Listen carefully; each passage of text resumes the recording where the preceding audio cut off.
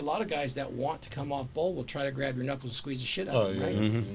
So if you get through the book and you get to the quick references, I'll show you the iron finger handshake that once you learn it, you will just love it because it gives you pretty much complete dominance over anybody you shake hands with. Okay. And it's a technique that's really simple. It was taught to me many, many years ago. I can't believe this isn't how men shake hands.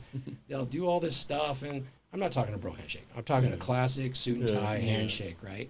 A political handshake. They'll overclasp, do all that. Simple move of this finger right here, and I'm in complete control of a handshake. Nobody can squeeze my hand. Nobody can hyper shake it.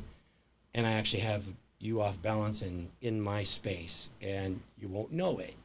I'll show you afterwards. But it's another point. It's part of that body language when I work with people.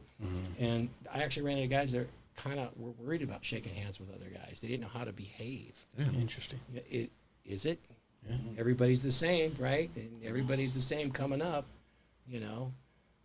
The jocks are said to be what? They're the bad guys now. Yeah. I mean, they always kind of were bullies, but you know what?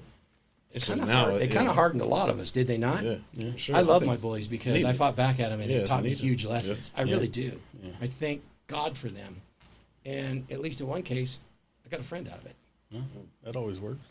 You know, he just didn't know what he was doing, man. He's just trying to figure the pecking order out, right? So sometimes it's just that kind of ignorance. Yeah. And if you had a good dad, actually, you know, that was dominant and masculine, he would have done way better too. So Speaking of that, I was see what is your personal feelings on, like I said, like you just spoke up on a male presence, and a lot of the majority now, like we're in 2023, a lot of these younger men, some of these men that get lost in their 20s, early 30s, trying to reset themselves, look towards the internet, fall into the manosphere, and they're searching and shopping. Who should I listen to is the right one? Like with all these new content creators coming in, the manosphere and everything like that, do you think as of right now, since you've started, is it getting watered down, or are we getting better content creators when it comes to teaching masculinity and stuff like that? Or are people just going off of what the next person said? Yeah, or are just people just repeating each other? Like they watch your videos, like, okay, what's Thor doing? All right, let me try that. Okay, now. you know, it's a multivariate issue, and I'm glad we're where we're at. Okay. Because Have you seen improvement? It's kind of cyclical in nature, but there's more people talking about this than ever before. Mm-hmm. I'd be lying to tell you, and I talk about this in the book, we all stand on the shoulders of giants that came before us. Yeah. So my information is not secret. It's not proprietary. Rolo's isn't either. It was always there. Yeah. You know, when I say Rollo, it's Rollo Tomasi from The Rational Male. Same with Aaron. It was always there. And we just connected a theme to give you some thought experiments so that you can interpret the world for yourself. This is a tool set. And what happens is these are such good tool sets.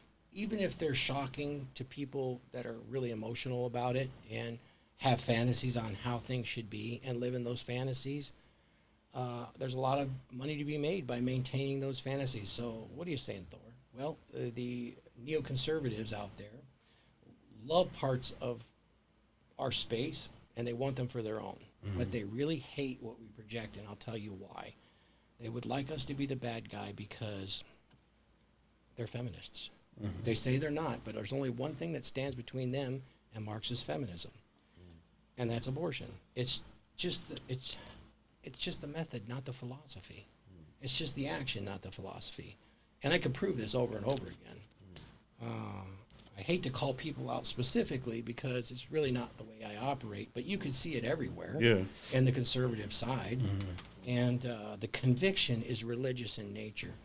After the election side, we play and we get eyeballs because of our concepts. After the election cycle, that'll die down and it'll still be the core group.